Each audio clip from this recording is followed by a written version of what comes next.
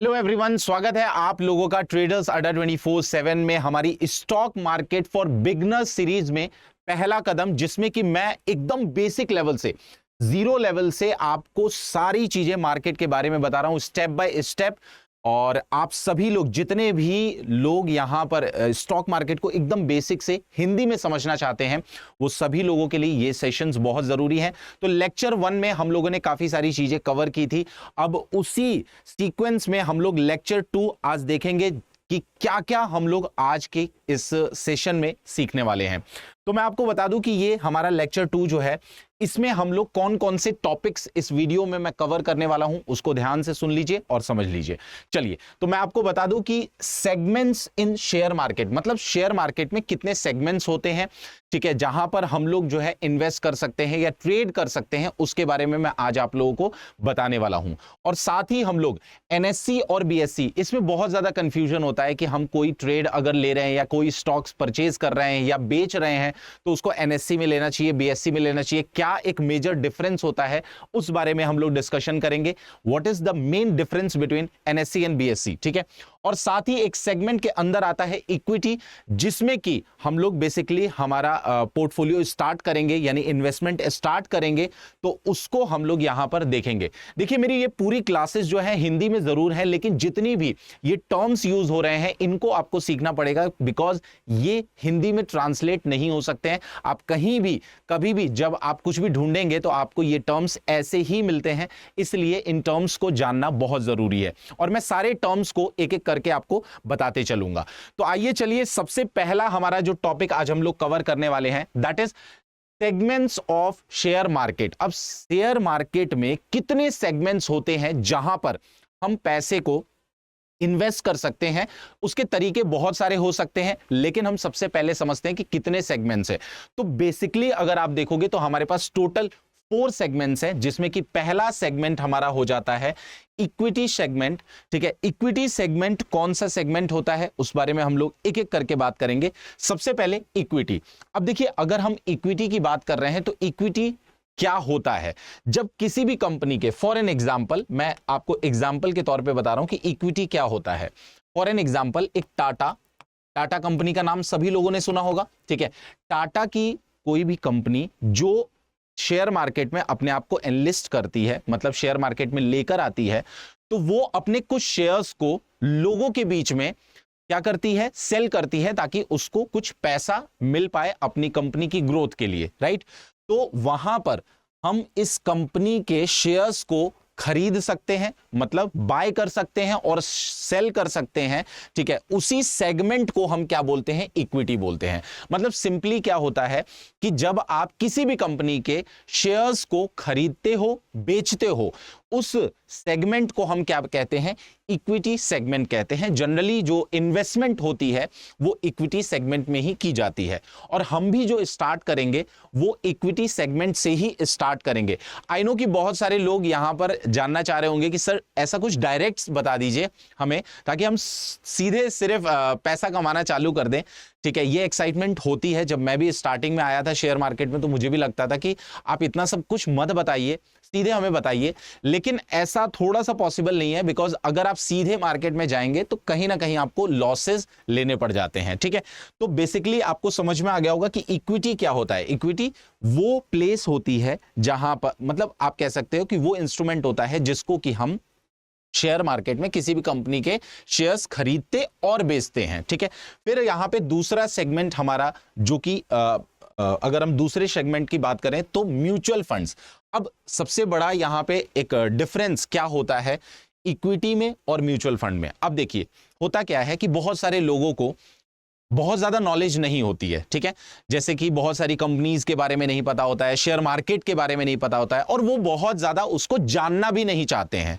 तो हम क्या करते हैं, ठीक है, हम अपना पैसा किसी ऐसी कंपनी को दे देते हैं जो उस पैसे को उठाकर शेयर मार्केट में लगाए और कुछ पैसा कमाए, उसमें से कुछ पैसा प्रॉफिट का अपने पास रखे और कुछ हमें दे दे। उसी को हम क्या बोलते हैं, म्यूचुअल फंड। मतलब बेसिकली क्या होता है, बहुत सारी ऐसी कंपनीज होती हैं जो हम सभी लोगों का पैसा लेकर, ठीक है, उसको शेयर मार्केट में लगाती है। अब शेयर मार्केट में डिफरेंट डिफरेंट तरीके से वो लगाती है अपने हिसाब से, ठीक है। वो करेंसी में हो सकता है, कमोडिटी में हो सकता है, डेट में हो सकता है, बॉन्ड्स में हो सकता है, इक्विटी में हो सकता है, ठीक है। तो वहां पर वो पैसा लगाकर उस पैसे को कमाते हैं और उसमें से कुछ अमाउंट हमें देते हैं और कुछ अपने पास रख लेते हैं। तो उसको हम क्या कहते हैं? Mutual fund. लेकिन अगर हम इक्विटी की बात करें तो इक्विटी में हम डायरेक्टली खुद पैसा लगा रहे हैं किसी कंपनी पे। लेकिन अगर हम म्यूचुअल फंड की बात करें तो उसमें हम डायरेक्टली कंपनी पे पैसा नहीं लगा रहे हैं। हम क्या कर रहे हैं? हमने एक ऐसा कह लीजिए कि हमने एक जानकार व्यक्ति हायर कर लिया। जैसे मान लीजिए आपको नहीं पता है शेयर मार्केट के बारे में और आपको ऐसा लगता है कि सर को तो पता ही होगा शेयर मार्केट के बारे में, तो आप क्या करोगे? कहोगे कि सर मेरा 100 रुपए लीजिए और आप अपने हिसाब से कहीं भी लगा लीजिए और जो भी प्रॉफिट होगा उसमें से कुछ पैसा मुझे दे दीजिएगा और कुछ आप अपने पास रख लीजिएगा। तो उसको बेसिकली क्या कहते हैं? म्यूचुअल फंड, ठीक है। और क्योंकि मुझे जानकारी है तो मैं उस पैसे को डिफरेंट डिफरेंट प्लेसेस में लगाकर कुछ प्रॉफिट कमाकर उसमें से कुछ पैसा आपको दूंगा और कुछ अपने पास रख लूंगा। उसी को हम बेसिकली क्या कहते हैं? म्यूचुअल फंड्स बोलते हैं, ठीक है। तो ऐसी बहुत सारी कंपनीज हैं जो म्यूचुअल फंड में आप इन्वेस्टमेंट कर सकते हो। तो ये दोनों सेगमेंट्स हमारे मेन सेगमेंट्स हैं जहां से हम स्टार्ट करेंगे हमारी ट्रेडिंग और इन्वेस्टिंग जर्नी को, ठीक है।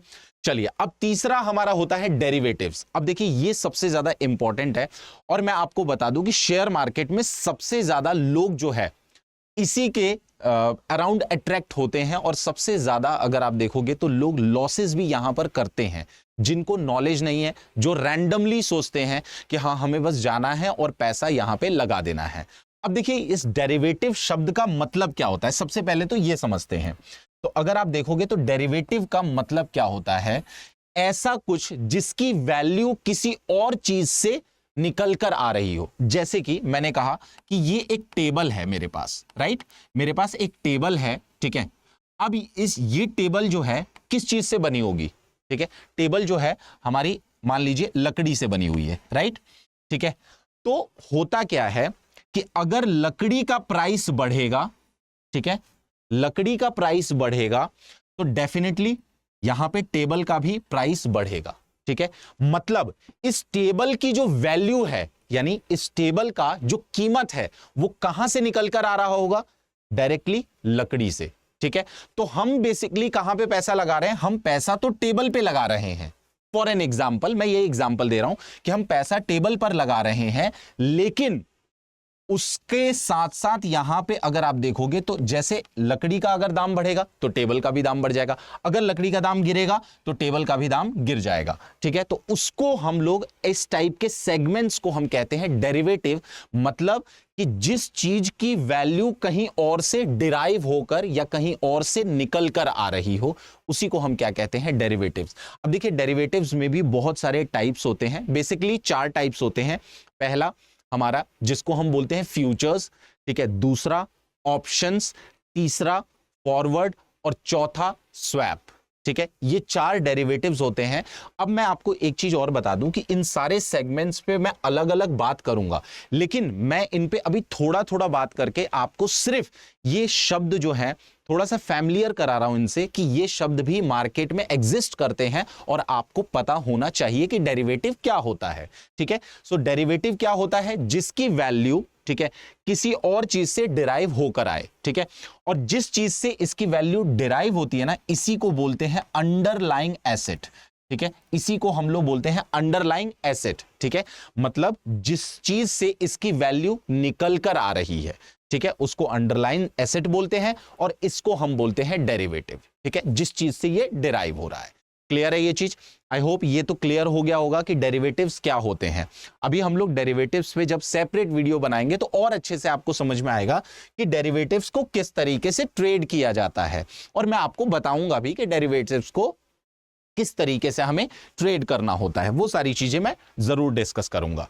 अब नेक्स्ट हमारा दैट इज लास्ट सेगमेंट, जो कि जिसको हम लोग बोलते हैं करेंसीज, ठीक है। अब देखिए बेसिकली करेंसीज क्या होती हैं, ठीक है। अगर हम करेंसीज की बात करें, ठीक है, तो करेंसी बेसिकली हमारा क्या होता है? जैसे कि आप कोई भी किसी भी देश की जो करेंसी होती है उसकी वैल्यूएशन यानी उसको एक्सचेंज करके हम जो पैसा कमाते हैं दैट इज कॉल्ड करेंसी, ठीक है, उसी को हम क्या बोलते हैं, करेंसी बोलते हैं। क्लियर है ये चीज, ठीक है, उसी को हम क्या बोलते हैं, करेंसी बोलते हैं। क्लियर है ये चीज, ठीक है। अच्छा, अब यहां पर एक और हमारा सेगमेंट होता है, ठीक है, मैं आपको बता देता हूं, एक और सेगमेंट हमारा होता है जिसको हम कहते हैं कमोडिटीज, ठीक है, जिसको हम क्या कहते हैं, कमोडिटीज, ठीक है, कमोडिटीज सेगमेंट। अब कमोडिटीज सेगमेंट क्या होता है, तो देखिए कमोडिटीज सेगमेंट हमारा वो सेगमेंट होता है जिसमें कि हम लोग जो भी क्रूड चीजें होती हैं, जैसे कि हमारा एनर्जी हो गया, ठीक है, हमारा गोल्ड हो गया, हमारा कॉपर हो गया, इन सारी चीजों को हम बाय करते हैं इलेक्ट्रॉनिकली, ठीक है, इन सारी चीजों को बाय करते हैं, मतलब फिजिकल फॉर्म में नहीं, हम लोग इसमें पैसा तो लगा रहे हैं लेकिन फिजिकल फॉर्म में ना लगाकर इलेक्ट्रॉनिकली हम इसको बाय करके रखते हैं। और जैसे जैसे जैसे हम कहते हैं ना कि गोल्ड खरीद लो, तो एक तो गोल्ड खरीदना होता है कि हम जाए दुकान पे और गोल्ड खरीद के ले आए, लेकिन एक ये होता है कि हम गोल्ड की कमोडिटी पे क्या कर दें, पैसा लगा लें, और जैसे जैसे गोल्ड का प्राइस बढ़ेगा वैसे वैसे आपकी कमोडिटी का भी प्राइस जो है बढ़ता जाएगा। तो बेसिकली अगर आप देखोगे तो हमारे पास 1 2 3 4 एंड 5, ये 5 टाइप्स के सेगमेंट्स हमारे पास शेयर मार्केट में बेसिकली होते हैं, ठीक है। क्लियर है ये चीज, तो ये थे सेगमेंट्स, ठीक है। अभी मैंने किसी भी सेगमेंट के बारे में पूरा अच्छे से आपको नहीं बताया है, मैंने सिर्फ आपको बेसिक नॉलेज दी है, क्योंकि ये हमारी बेसिक सीरीज है जहां पे वो स्टूडेंट्स या वो लोग सीखना चाह रहे हैं जिनको कुछ भी नहीं पता है, ठीक है। यहां पे मैं डायरेक्ट आपको शॉर्टकट नहीं बता रहा हूं, यहां पे मैं डायरेक्ट आपको ये नहीं बता रहा हूं कि सीधे आ जाओ पैसा लगा दो और पैसा एक दिन में 2 दिन में डबल हो जाएगा, ठीक है। पहले मैं चाहता हूं कि एक हैबिट बनाइए, नॉलेज गेन करिए, उसके बाद डेफिनेटली आपको मेरे पे डिपेंडेंट होने की जरूरत नहीं होगी, आप खुद से ये डिसाइड कर पाओगे कि मुझे पैसा लगाना चाहिए, और अगर लगाना चाहिए तो कहां, किस सेक्टर में लगाना चाहिए, ठीक है। चलिए अब अगला देखते हैं हम लोग, नेक्स्ट हमारा तो 5 टाइप के हमारे डेरिवेटिव्स हो गए हैं, ठीक है। अब उसके बाद नेक्स्ट हम लोग देखते हैं कि what is the basic difference between NSC and BSc. तो सबसे पहले मैं बता दूं कि एनएससी और बीएससी ये दोनों ही इंडिया के स्टॉक एक्सचेंज है, ठीक है। स्टॉक एक्सचेंज का मतलब क्या होता है, अब सिंपल सा ये समझिए, जैसे मान लीजिए कि किसी भी कंपनी को, ठीक है, किसी भी कंपनी से एक पर्सन को जो जोड़ने वाला एक्सचेंज होता है, जैसे कंपनी क्या करती है, अपने आप को जब एनलिस्ट करती है तो वो एक्सचेंज के पास जाती है। मतलब ऐसा नहीं है कि कंपनी को अगर पैसा चाहिए तो वो डायरेक्ट कंज्यूमर के पास या अपने कस्टमर्स के पास आ जाएगा कि यार आप हमारी कंपनी पे पैसा लगा दो और हम आपको प्रॉफिट होने के बाद रिटर्न दे देंगे। तो एक एजेंसी बनाई गई, ठीक है, यानी एक एक्सचेंज बनाया गया जो बिचौलिया का काम करेगा, किसके किसके बीच में, तो जिनको पैसा लगाना है और जिनको पैसा चाहिए, ठीक है। जैसे मान लीजिए कि ये एक कंपनी है, ठीक है, एबीसी, ठीक है, एबीसी एक कंपनी है और ये बहुत सारे लोग हैं, ठीक है, ये बहुत सारे लोग हैं जिनके पास थोड़ा सा पैसा पड़ा हुआ है, जो चाहते हैं कि हम कहीं पे पैसा लगाकर उस पैसे को कुछ थोड़ा सा और ग्रो कर पाए। तो कंपनी ऐसा नहीं कर सकती कि डायरेक्टली इन लोगों के पास जाए और इनसे पैसा ले ले, क्योंकि अगर ऐसा होगा तो डेफिनेटली कई लोगों के साथ चीट हो सकता है, कई लोगों के साथ मतलब फ्रॉड हो सकता है। तो हमारी सरकार ने क्या किया, एक एक्सचेंज बना दिया। एक्सचेंज क्या करता है, ठीक है, एक्सचेंज का क्या काम होता है कि कंपनी अपने आप को पहले एक्सचेंज पर जाती है और वहां पे एनलिस्ट करती है, और जब ये कंपनी एनलिस्ट हो जाती है तो हम एक्सचेंज के थ्रू ही इसके शेयर्स को क्या करते हैं, बाय करते हैं और सेल करते हैं, ताकि किसी भी प्रकार का फ्रॉड किसी के साथ भी ना हो पाए, ठीक है। बेसिकली एक्सचेंज क्यों बनाया गया ये तो आपको समझ में आ गया होगा। अब देखिए एक्सचेंज में भी 2 एक्सचेंज क्यों होते हैं, तो बॉम्बे स्टॉक एक्सचेंज जो कि 1875 में एस्टैब्लिश हुआ था, ये एशिया का अगर हम लोग देखें तो एशिया का सबसे पुराना स्टॉक एक्सचेंज है, ठीक है। और नेशनल स्टॉक एक्सचेंज जो है वो 1992 में एस्टैब्लिश किया गया, ठीक है, जो कि काफी बाद में एस्टैब्लिश किया गया। और बेसिकली क्या अगर आप देखेंगे तो मोटिव क्या था, क्या उद्देश्य था इसको लाने का, तो उसको हम लोग थोड़ा सा समझते हैं। तो देखिए एनएससी हमारा बिगेस्ट स्टॉक एक्सचेंज है इंडिया में राइट नाउ अगर आप देखोगे, और इसको मेनली जब पहले मतलब जब बॉम्बे स्टॉक एक्सचेंज है, ये मैं बहुत पहले की बात बता रहा हूं, आज तो सब कुछ बहुत ही डिजिटल हो चुका है, ठीक है। आप घर बैठे कोई भी ट्रेड ले लेते हो, बेच देते हो, कोई भी शेयर खरीद लेते हो किसी भी कंपनी का, लेकिन पहले ऐसा नहीं था, ठीक है। पहले आपको फिजिकल फॉर्म में शेयर मिला करते थे, ठीक है। फिजिकल फॉर्म में मतलब कागज पे, ठीक है, उसको बोलते थे शेयर सर्टिफिकेट, ठीक है।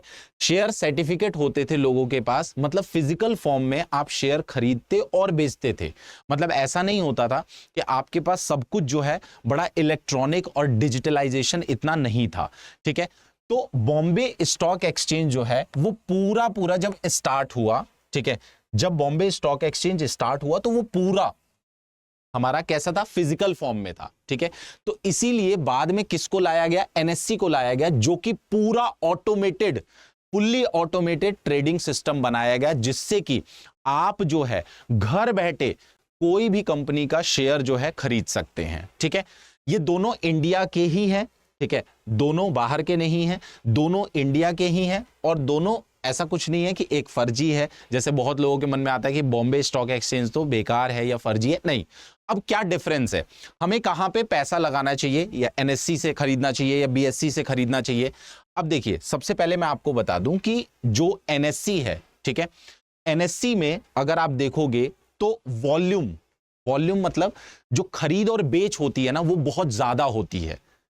अब खरीद और बेच ज्यादा होती है तो भाई सिंपल सी बात है, लिक्विडिटी बहुत ज्यादा होगी, और लिक्विडिटी क्योंकि बहुत ज्यादा होती है तो लोगों को बड़ी आसानी रहती है यहां पर खरीद और बेच करने में। लेकिन वहीं पे बीएससी की बात करें तो बीएससी में थोड़ा सा वॉल्यूम कम रहता है एज कंपेयर टू एनएससी, जिसकी वजह से खरीद और बेच में थोड़ी सी प्रॉब्लम होती है। जैसे मान लीजिए टाटा कंपनी क्योंकि बहुत पुरानी है, तो आप देखोगे कि वो बीएससी में भी एनलिस्ट है और एनएससी में भी एनलिस्ट है। और जब आप देखोगे ना कभी भी, ये सब चीजें मैं आपको प्रैक्टिकली दिखाऊंगा भी, ठीक है, नेक्स्ट क्लास में हम लोग यही सब देखने वाले हैं कि बीएससी पे भी प्राइस दिखा रहा है एक चीज का सेम, और एनएससी पे भी थोड़ा सा डिफरेंस है, तो ये डिफरेंस क्यों है, ठीक है, वो भी मैं आपको नेक्स्ट क्लास में बताऊंगा, ठीक है। तो बेसिकली यहां पर ये जो डिफरेंस है वो ये है। और ग्लोबल स्टॉक एक्सचेंज रैंकिंग की अगर बात करें तो एनएससी जो है 11th पोजीशन पे है, वहीं पे बीएससी जो है वो 10th पोजीशन पे है। और अगर हम एनएससी में सारी टोटल कंपनीज की बात करें तो 2200 कंपनीज जो है, मतलब 2200 से आप ज्यादा भी मान सकते हैं, 2200 कंपनीज जो है वो एनलिस्टेड है, ठीक है। और वहीं पे बीएससी में मोर देन आप देख सकते हो 5300 कंपनीज जो है लिस्टेड हो चुकी हैं, ठीक है। और एनएससी का जो इंडेक्स है, इंडेक्स का मतलब क्या होता है, इसको दिखाने का जो तरीका है, ठीक है, उसका नाम रखा गया है निफ्टी 50। और क्योंकि देखो यहां पे साफ साफ लग रहा है ना, निफ्टी 50 का मतलब ही यही होता है कि जो भी सबसे टॉप 50 कंपनीज का इंडेक्स का मतलब होता है जिससे हम ये देखते हैं कि हमारा मार्केट ऊपर जा रहा है कि नीचे जा रहा है। आप मार्केट में सुनते होंगे ना न्यूज में कि निफ्टी जो है इतने % से गिर गया, ठीक है, मतलब ये जो टॉप 50 कंपनीज है ना, ये इस तरीके से गिरी होंगी तभी ओवरऑल निफ्टी जो है नीचे आया या ऊपर गया, ठीक है। उसी तरीके से बीएससी जिसको कि यहां पे सेंसेक्स के नाम से जाना जाता है, ठीक है, तो सेंसेक्स हमारा बेसिकली क्या होता है, जो कि टॉप 30 कंपनीज का इंडेक्स होता है, ठीक है। सेंसेक्स हमारा क्या होता है, टॉप 30 कंपनीज का इंडेक्स होता है, उसी को हम क्या बोलते हैं, सेंसेक्स बोलते हैं। क्लियर है? तो आई होप कि ये डिफरेंस आपके बीच में, आपके दिमाग में पूरा अच्छे से क्लियर हो गया होगा।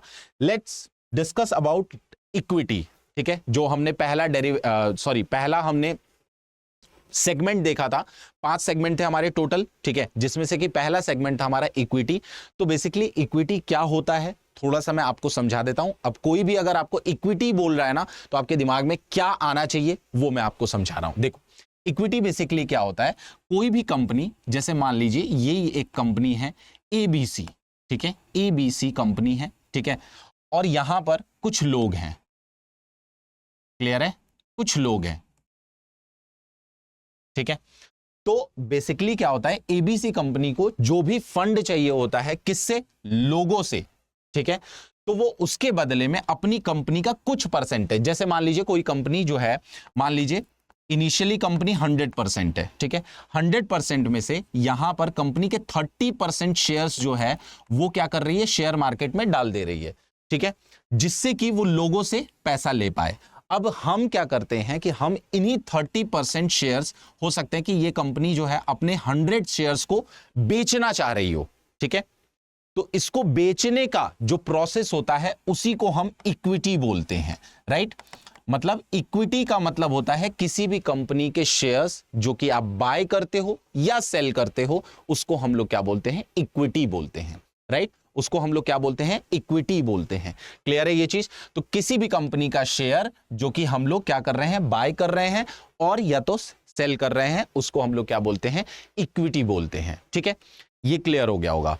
अब इक्विटी में बहुत सारी ऐसी टर्म्स हैं जो कि आपको नहीं पता होंगी, जो कि नेक्स्ट क्लास में मैं डेफिनेटली आप लोगों को बताने वाला हूं, ठीक है। नेक्स्ट क्लास में हमारे यही होगा कि मैं आप लोगों को एक प्लेटफॉर्म दिखाऊंगा, ठीक है, और पूरा उसमें एक एक शब्द हम लोग समझेंगे कि ये पीई रेशियो क्या होता है, ठीक है, उसके बाद हम समझेंगे कि भाई हमारा लोअर सर्किट, अपर सर्किट क्या होता है। ये सारे शब्द अभी सुन के आपको लग रहा होगा कि सर ये सब भी होता है, ये सब जानना पड़ेगा। देखिए, आज नहीं तो कल अगर आप मार्केट में आना चाहते हो, ठीक है, तो आपको पता होना चाहिए, ठीक है। लेकिन अगर आप बहुत ही कैजुअल वे में अगर पैसा लगाना चाहते हो, मतलब आप जानना ज्यादा नहीं चाहते हो, तो वो भी मैं आगे के सेशंस में जरूर बताऊंगा। आई नो कि थोड़ा सा आपके अंदर एक्साइटमेंट बढ़ रही होगी कि सर जल्दी से बता दीजिए कि हम कहां पे पैसा लगाएं, ठीक है। ये अगर मैंने आपको बता दिया ना, तो आप हमेशा मेरे पे डिपेंडेंट हो जाओगे और आप कभी भी सीखने की कोशिश नहीं करोगे। तो बेटर है कि एक बार, ये बहुत ज्यादा लॉन्ग प्रोसेस नहीं है, ऐसा नहीं है कि आपको 2 साल 3 साल या 5 साल सीखने की जरूरत है, ठीक है, वो आपको तब पड़ती है जब आप सिखाना भी चाहते हो। लेकिन अगर आप सिर्फ अपने लिए बेसिक इन्वेस्टमेंट्स करना चाहते हो, तो उसके लिए बहुत ज्यादा सीखने की जरूरत नहीं है। अगर आप 15 से 20 क्लासेस भी इसकी कर लेते हैं ना, तो आपको अच्छे से आइडिया लग जाता है कि हमें पैसा कहां पे लगाना चाहिए, ठीक है। तो ये बेसिकली हमारा इक्विटी होता है।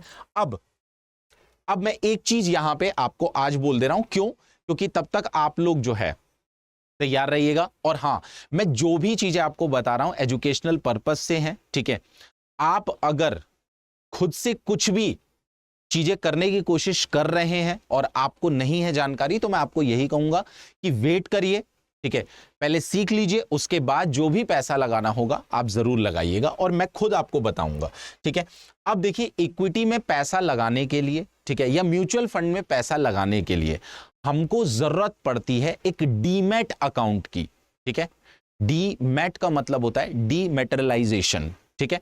तो उस डीमैट अकाउंट को अगर आप ओपन करना चाहते हैं, जो भी स्टूडेंट्स, जो भी यहां पे इन्वेस्टर्स या जो भी लोग यहां पे पैसा लगाना चाहते हैं, तो वो डीमैट अकाउंट ओपन करने के लिए हमारे को 3 डॉक्यूमेंट्स की जरूरत पड़ती है, ठीक है। अगर किसी के भी पास ये 3 डॉक्यूमेंट्स हैं, ठीक है, तो वो इसमें डीमैट अकाउंट अपना खोल सकते हैं। वैसे सभी के पास एक डीमैट अकाउंट होना बहुत जरूरी है आज की डेट में, एटलीस्ट आपके पास डीमैट अकाउंट तो होना ही चाहिए।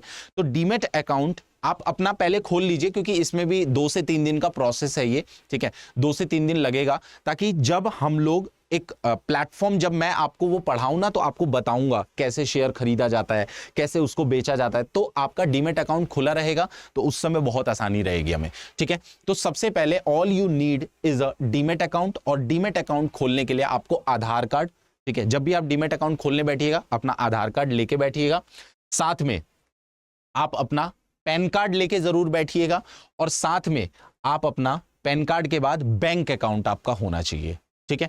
तो ये 3 चीजें अगर आपके पास हैं, तो आप अपना डीमैट अकाउंट खोल सकते हैं। और यहां पर आप देख सकते हो कि डीमैट अकाउंट के लिए हमें आधार कार्ड चाहिए, पैन कार्ड चाहिए और बैंक अकाउंट चाहिए। और मुझे लगता है कि ये तीनों चीजें बहुत बेसिक चीजें हैं जो सबके पास डेफिनेटली होंगी, ठीक है। अच्छा, एक चीज, सर डीमैट अकाउंट खोले कहां से, तो मैं आपको एक सजेशन दे सकता हूं, जहां से मैं ट्रेड करता हूं, जहां पे मैं आपको आगे चल के बताने वाला हूं, उसी प्लेटफॉर्म पे थोड़ा इजी टू यूज है। तो अपस्टॉक्स के साथ आप डीमैट अकाउंट खोल सकते हैं, जिसका लिंक आप देखेंगे इस वीडियो के डिस्क्रिप्शन में मैंने दिया हुआ है, ठीक है। आप जाएंगे आराम से, जो जो वहां पे सवाल पूछे गए होंगे बेसिक चीजें हैं, ठीक है, कुछ भी गलत मत डालिएगा, ठीक है, कुछ भी ऐसा मत डालिएगा जिससे कि जो आपके इस डेटा से मैच ना करे, मतलब सब कुछ एकदम सही डालिएगा, कुछ भी कोई भी ऐसा डरने की बात नहीं है कि इसमें कुछ आपको फ्रॉड होने वाला है। ठीक है, तो आप डीमेट अकाउंट अपना खोल के उसको रेडी रखिएगा, सो दैट कि जब हम लोग नेक्स्ट टाइम मैं आपको क्लास लूं तो मैं आपको बताऊंगा कि डीमेट अकाउंट में कैसे कैसे आपको चीजें दिखाई देती हैं, मतलब एकदम स्टेप बाय स्टेप। ऐसा समझ लीजिए कि बहुत सारे लोग चाह रहे होंगे ना सर उंगली पकड़ के सिखाना, तो बिल्कुल मैं वही करने वाला हूं आप लोगों के लिए। ठीक है, उंगली पकड़ के सिखाने वाला। ठीक है, तो ये चीज आप कर लीजिएगा। डिस्क्रिप्शन में आपको लिंक दिया हुआ है टू ओपन डीमेट अकाउंट, उस पर क्लिक करिएगा, डाउनलोड करिएगा, और जो जो जिस जिस चीज की वहां पे रिक्वायरमेंट होगी वो आपसे पूछता जाएगा। फोटो आपकी एक ऐसे कैमरा करके फोटो खींचनी होगी, आपको अपना साइन करना होगा, एंड ऑल इज, हाँ, फिर आप एकदम सेट हो जाएंगे। ठीक है, तो नेक्स्ट क्लास में हम लोग इक्विटी के बारे में और डेप्थ में जाने वाले हैं। ठीक है, आई होप आपको ये क्लासेस अच्छी लग रही होंगी। ये सीरीज कैसी लग रही है एक बार जरूर कमेंट करके बताइएगा। पिछले वाले वीडियो में मैंने बहुत सारे कमेंट पढ़े, मुझे बहुत ही अच्छा लगा कि आप लोगों को सीरीज समझ में आ रही है, and thank you so much. इसी तरीके से आते रहिए, बने रहिए इस चैनल के साथ। स्टेप बाय स्टेप मैं सारी चीजें आप लोगों को सिखाऊंगा, हर एक चीज मैं यहां पर आपको बताने वाला हूं। Okay, thank you, good bye.